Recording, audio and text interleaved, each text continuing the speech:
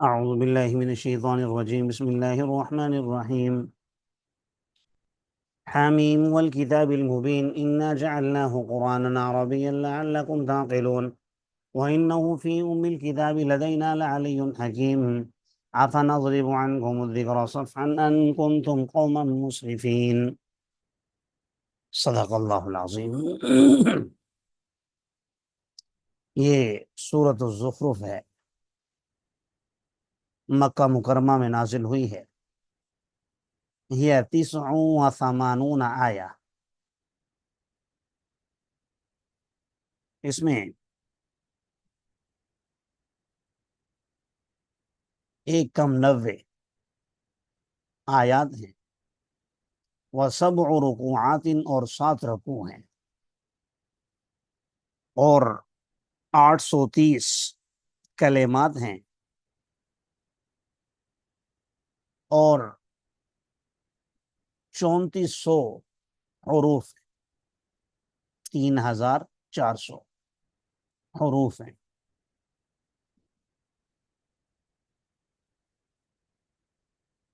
جیسا کہ عنوان میں آپ نے دیکھا کہ مکہ مکرمہ میں نازل ہوئی ہے، البتہ اس میں ایک آیت ہے، آگے انشاءاللہ آ جائے گی، وہ مدینہ منورہ میں نازل ہوئی ہے۔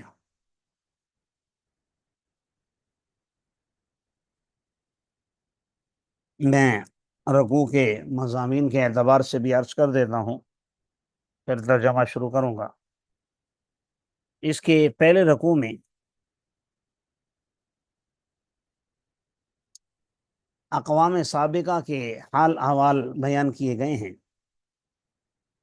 اور ان سے عبرت حاصل کرنا اور سواری پر بیٹھنے کے آداب ذکر کیے گئے۔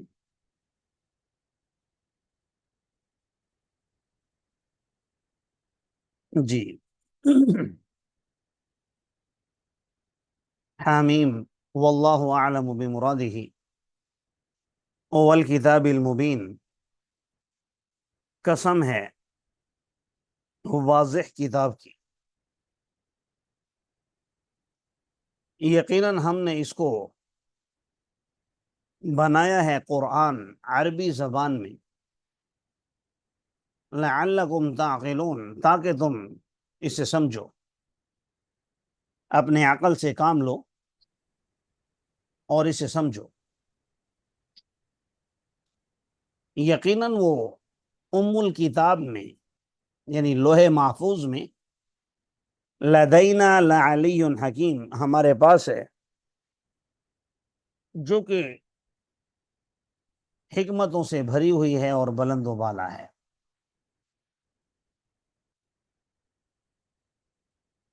افنضرب عنکم الذکر صفحا،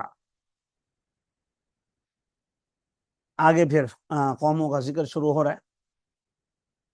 آپ دیکھتے ہیں صورتوں کا آغاز عام طور پر ایسے ہی کیا جاتا ہے، حروف مقطعات سے۔ اس کی وجوہات پہلے کئی مرتبہ عرض کر چکا ہوں۔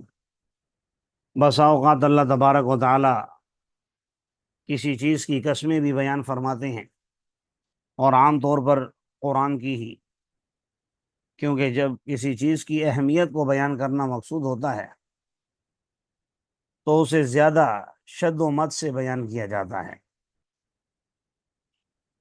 تو اسی طرح اللہ تبارک و تعالی شد و مد سے بیان فرماتے ہیں، تاکہ کسی بھی قسم کا شک و شبہ اگر اس کتاب کے حوالے سے کسی کے دل میں ہے، دماغ کے کسی کونے میں ہے، تو وہ نکل جائے۔ پھر آگے عام فہم سی بات کہ ہم نے یہ قرآن عربی زبان میں بنایا، چونکہ اس کے اولین مخاطب اہل عرب تھے، تو تاکہ وہ اسے اچھے طریقے سے سمجھیں اور اس پر عمل کریں۔ ساتھ ہی ذکر فرمایا کہ یہ کسی کی بنائی ہوئی یا زمین پر کسی کا سکھایا ہوا کلام نہیں، بلکہ ہمارے پاس لوح محفوظ میں بھی موجود ہے۔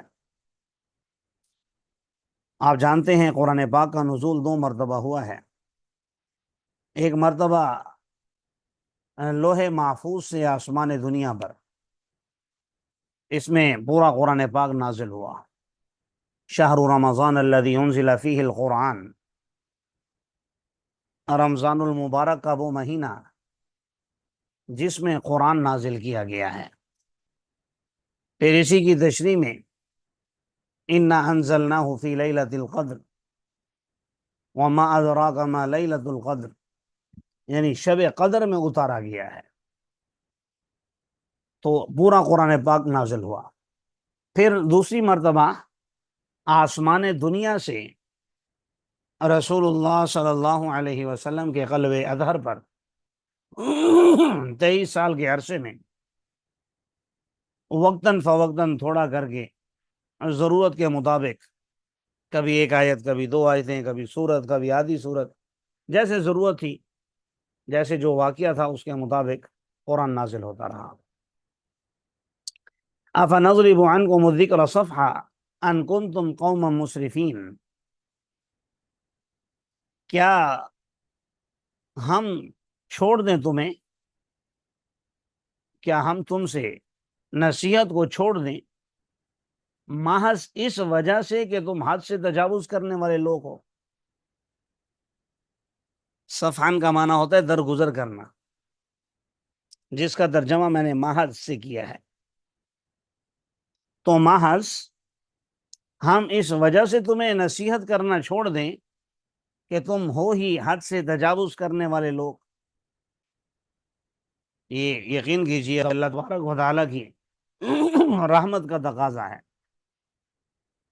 وگرنہ انسان کبھی کسی انسان کو اتنی معافی نہیں دے سکتا جو اللہ تبارک و تعالیٰ عطا فرما رہے ہیں کہ بھئی اگر حد سے تجاوز کرنے والے لوگ ہو تو کیا ہو گیا، ہو تو میرے بندے، لہٰذا ان بندوں سے آپ نے نفرت نہیں کرنی، بلکہ ان کو آپ نے راہ راست دکھانا ہے، آنا چاہیں تب بھی، نہ آنا چاہیں تب بھی، سیکھنا چاہیں تب بھی، نہ سیکھنا چاہیں تب بھی، آپ کی عزت کریں تب بھی، اگر آپ کی نافرمانی کریں، آپ کو دھدکار دیں تب بھی، آپ بہرحال ان کو نصیحت فرماتے رہیں۔ اسی مفہوم کو اگر سمجھنے کے لیے آپ وہ الفاظ اگر ذہن میں لے آئیں جو اللہ تعالیٰ نے حضرت موسیٰ اور ہارون علیہم السلام سے کہے تھے جب ان کو فرعون کی طرف بھیجا تھا، کتنا بڑا بدماش ہے فرعون، انا ربکم الاعلی کا دعوے دار، لوگوں کو بے دریغ قتل کرنے والا، خام خواہ، کوئی وجہ نہیں، بس ویسے ہی، اور پتہ نہیں اور کیا کیا کرتا تھا۔ لیکن اللہ تبارک و تعالیٰ نے انبیاء سے کہا، حضرت موسیٰ اور ہارون علیہم السلام سے، کہ فَقُولَا لَهُ قَوْلًا لَيِّنًا، جب تم دونوں اس کے پاس جانا تو نرمی سے گفتگو کرنا۔ حالانکہ میں نے اور آپ نے اگر اپنے کسی دشمن کے پاس جانا ہو یا کوئی بھی ایسا کوئی معاملہ ہو تو ہم تو پوری تیاری سے جائیں گے، اور اپنے لوگوں سے کہتے بھی ہیں لوگ کہ بھئی وہاں دبنا نہیں، دب کر بات نہ کرنا، ٹھوک بجا کے بات کرنا، یہ ہے وہ ہے، اس طرح۔ اور یہاں دیکھیے اللہ تبارک و تعالی انسانوں کو کیا تعلیم دے رہے ہیں کہ میرا اتنا بڑا دشمن جو مجھے مانتا ہی نہیں ہے بلکہ میری جگہ اپنے آپ کو انا ربکم الاعلی کہتا ہے، لیکن فرمایا جب اس کے پاس جانا تو اسے نرمی سے گفتگو کرنا۔ اللہ تعالی ہمیں یہ باتیں سمجھنے کی اور عمل کرنے کی توفیق عطا فرمائے۔ وَكَمْ أَرْسَلْنَا مِن نَبِيٍّ فِي الْأَوَّلِينَ، اور کتنے ہی نبی ہم نے بھیجے پہلوں میں، اور نہیں آیا ان کے پاس کوئی نبی إِلَّا كَانُوا بِهِ يَسْتَهْزِئُونَ، مگر وہ لوگ ان آنے والے انبیاء کا مذاق اڑایا کرتے تھے کہ بھئی یہ کیسا پیغمبر آ گیا ہے۔ اللہ تعالیٰ فرما رہے ہیں فَأَهْلَكْنَا أَشَدَّ مِنْهُمْ بَطْشًا وَمَضَىٰ مَثَلُ الْأَوَّلِينَ، تو ہم نے ہلاک کر دیا جو بھی استہزاء کرتے رہے، ہم نے ان سب کو ہلاک کر دیا، اور وہ لوگ اشد منہم بطشا، ان لوگوں سے یعنی اہل مکہ سے کہیں زیادہ زور آور اور طاقتور لوگ تھے پکڑنے کے اعتبار سے۔ ان کی پکڑ بڑی مضبوط تھی۔ وَمَضَىٰ مَثَلُ الْأَوَّلِينَ، اور پہلوں کی مثال گزر چکی ہے۔ اگر آپ ان سے سوال کریں کہ آسمان اور زمین کو کس نے پیدا کیا، تو یقیناً وہ کہیں گے ان کو پیدا کیا ہے زبردست علم والی ذات نے۔ الذی جعل لکم الارض مہدا، وہی ہے جس نے تمہارے لیے زمین کو بچھونا بنایا اور تمہارے لیے اس میں راستے بنائے، لعلکم تہتدون، تاکہ تم ہدایت حاصل کرو۔ ہدایت کا مطلب یہاں دنیاوی راستے، تاکہ تم اپنی منزل تک پہنچ سکو۔ وہی ہے جس نے آسمان سے پانی ایک اندازے سے اتارا، ماءً بقدر، اتنا کم بھی نہیں کہ پینے کے لیے دستیاب نہ ہو، اتنا زیادہ بھی نہیں کہ لوگ اس میں غوطے کھا کے ڈوب رہے ہوں کہ کیا کریں، ایسے نہیں، بلکہ ایک اندازے سے جتنی ضرورت تھی اس لمٹ کے مطابق اللہ تبارک و تعالیٰ نے عطا فرمایا۔ اور پھر اس پانی کے ذریعے فَأَنشَرْنَا بِهِ بَلْدَةً مَيْتًا، بنجر شہروں کو، بنجر زمینوں کو ہم نے آباد کر دیا، انہیں ہم نے زندہ کر دیا۔ جس طرح ہم نے یہ سب کچھ کیا، اسی طرح تم بھی نکالے جاؤ گے۔ اور وہی ہے جس نے تمام جوڑوں کو پیدا کیا اور تمہارے لیے کشتیاں بنائیں اور چوپائے، ما ترکبون، جن پر تم سوار ہوتے ہو۔ یہ ساری اللہ تبارک و تعالی سابقہ اقوام کا، جیسے کہ میں نے عرض کیا کہ ان سے عبرت حاصل کرنے کے لیے ان کا تذکرہ فرمایا، اور ساتھ ہی اپنی قدرت کے کچھ نمونے ذکر فرمائے کہ اللہ تعالیٰ نے یہ سب کچھ عطا فرمایا ہے۔ اور پھر یہ مشرک یہ ماننے کے لیے بھی تیار ہیں کہ یہ سب کچھ کرنے والا اللہ ہے، لیکن پھر بھی شرک کرتے ہیں۔ کیا کہتے ہیں؟ دوسری جگہ آپ نے پڑھا ہے، ما نعبدہم الا لیقربونا الی اللہ زلفیٰ، کہ ہم تو بھئی ان بتوں کی عبادت اس لیے کرتے ہیں تاکہ ہمیں یہ اللہ کے قریب کرنے مرتبے کے اعتبار سے، تاکہ ہمیں یہ اللہ کے قریب کر دے مرتبے کے اعتبار سے۔ تو گویا یہ اس زمانے کے مشرکوں کا نظریہ تھا کہ اللہ تبارک و تعالیٰ نے اپنے اختیارات اپنے ان نیک بندوں کو دیے ہوئے ہیں، اور جیسے کہ میں نے پہلے عرض کیا تھا کہ وہ اللہ تعالیٰ کو عام بادشاہوں پر قیاس کرتے تھے۔ جیسے ایک بادشاہ اپنی مملکت اور سلطنت چلانے کے لیے محتاج ہوتا ہے اپنے وزیروں کا، مشیروں کا اور اپنے نوکر چاکروں کا، تو اسی طرح ظاہر ہے اللہ تعالیٰ اتنا بڑا نظام کیسے چلا رہے ہیں، تو اس کے بھی کوئی نہ کوئی ساتھی ہوں گے۔ یہ ان کا نظریہ تھا۔ تو یاد رکھیے، اللہ وحدہ لا شریک ہے، اس کا کوئی نہ تو الوہیت میں شریک ہے، رب ہونے میں، عبادت کے لائق ہونے میں، نہ اس کا کوئی شریک ہے فی صفات، صفات کے اعتبار سے، نہ اس کا کوئی شریک ہے ربوبیت میں، یعنی رب ہونے میں، رزق عطا کرنے میں۔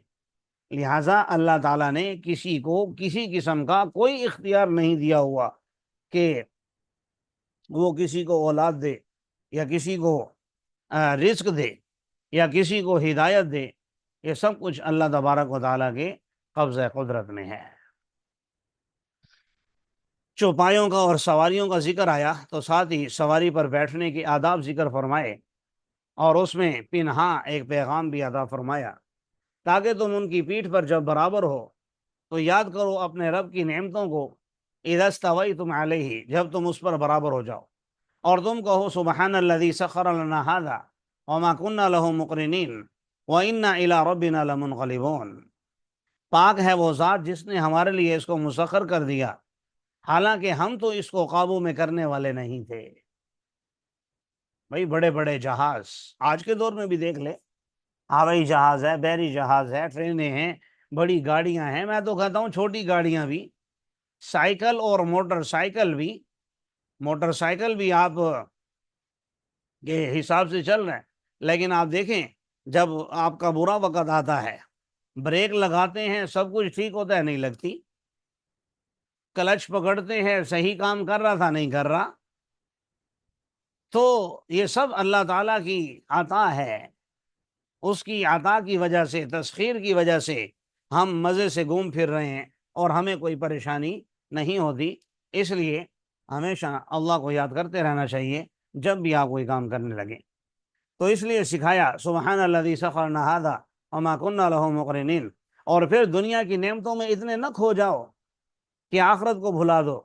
اس لیے ساتھ یہ جملہ بھی کہا وَإِنَّا إِلَىٰ رَبِّنَا لَمُنْقَلِبُونَ. یقیناً ہم اپنے رب کی طرف بھی لوٹنے والے ہیں. ابھی تو آپ دفتر گئے ہوئے ہیں اور دفتر سے آپ لوٹ رہے ہیں گھر کی طرف اور آپ نے دعا پڑھی سبحان الذی سخرنا. آپ گئے ہوئے ہیں کہیں باہر گھر کی طرف لوٹ رہے ہیں آپ نے یہ دعا پڑھی. لیکن ساتھ یہ لوٹنا بھی یاد رکھیں یا گھر میں ہیں اور گھر سے اب آپ لوٹ رہے ہیں دفتر کی طرف کیونکہ وہاں سے آپ کل تشریف لائے تھے. اب صبح اٹھے ہیں اپنا جاب پہ جا رہے ہیں صبح اپنے کام پہ دکان پہ کہیں بھی تو وہاں آپ لوٹ رہے ہیں. تو فرمایا اس کے ساتھ ساتھ لوٹنا یاد رکھو کہ ایک دن تم نے اپنے رب کی طرف بھی لوٹنا ہے.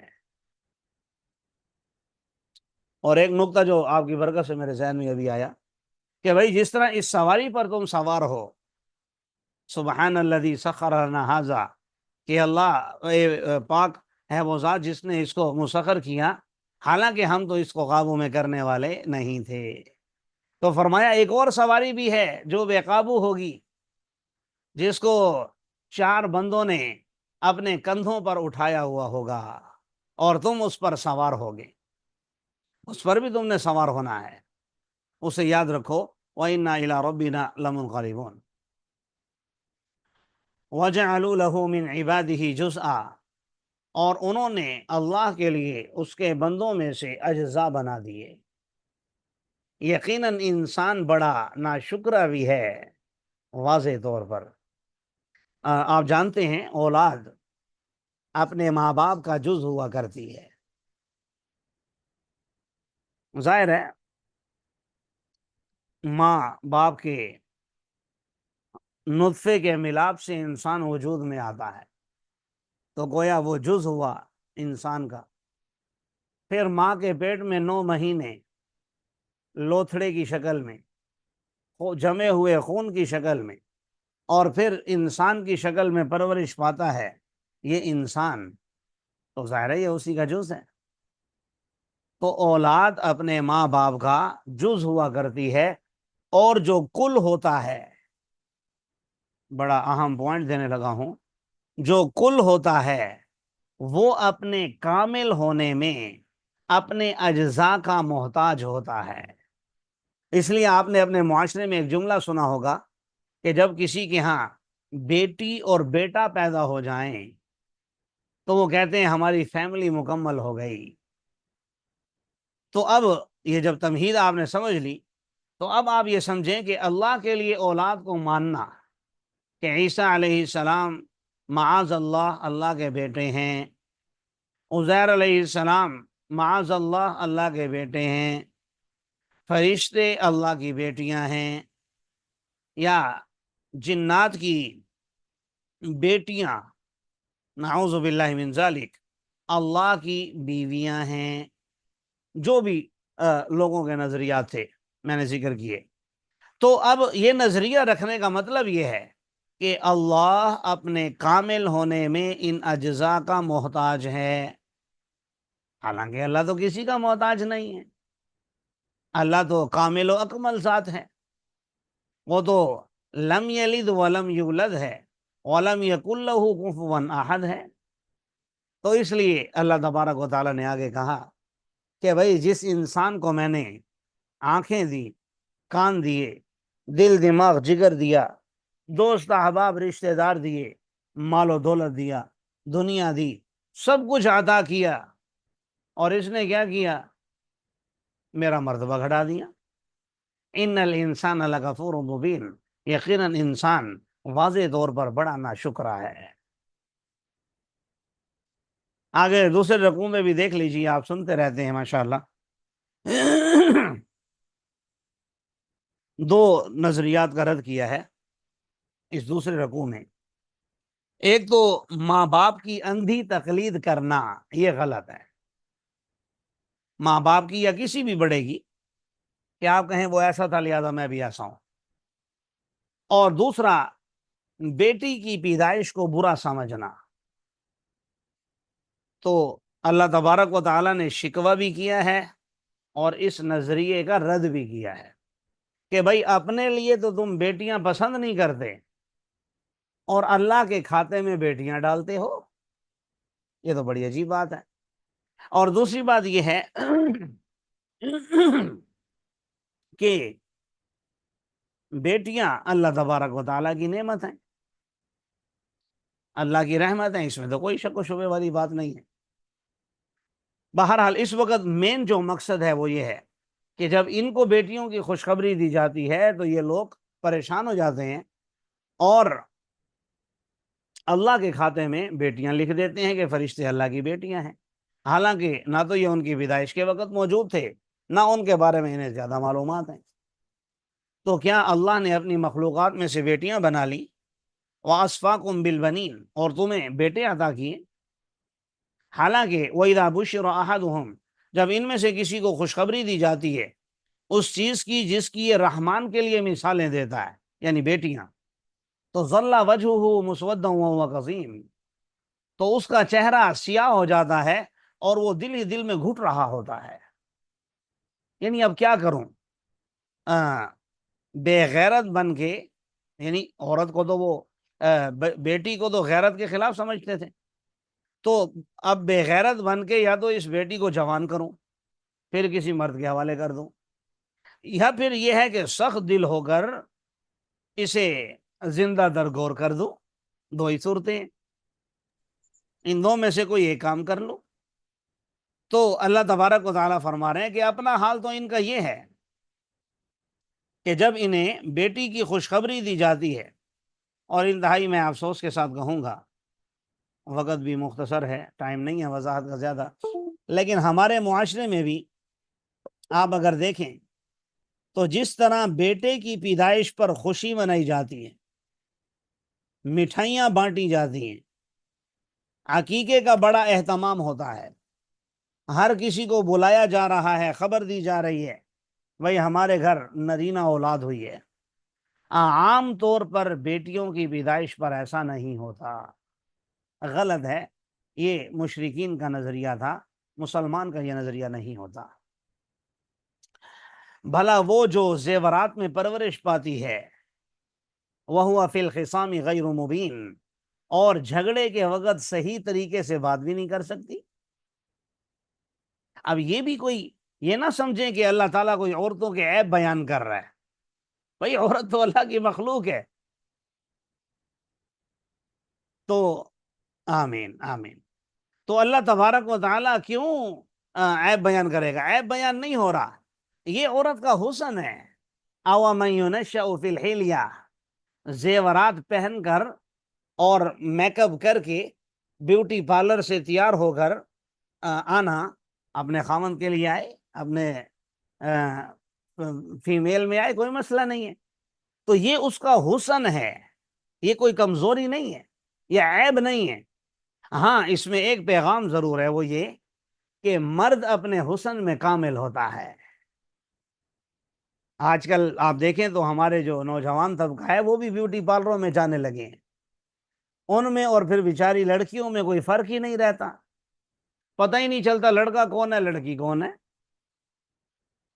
تو یہاں سے تو یہ بات سمجھ میں آ رہی ہے أَوَ مَن يُنَشَّأُ فِي الْحِلْيَةِ سے، کہ مرد اپنے حسن میں کامل ہوتا ہے، اسے زیورات کی یا ہاتھ میں کڑے پہننے کی یا انگوٹھیاں زیادہ پہننے کی یا اور کوئی ایسے لٹن پٹن کرنے کی ضرورت نہیں ہوتی، ہاں عورت کو ہوتی ہے۔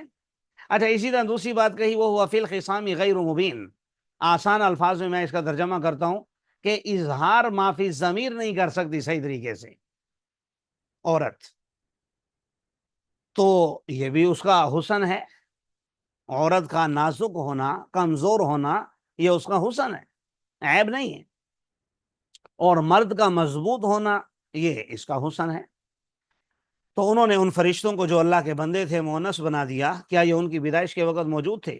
عن قریب ان کی گواہی لکھ لی جائے گی اور وہ سوال کیے جائیں گے، اور وہ کہتے ہیں اگر رحمان چاہتا تو ہم ان کی عبادت نہ کرتے، ان کو اس بارے میں اصل میں علم نہیں ہے وہ مگر اندازہ لگاتے۔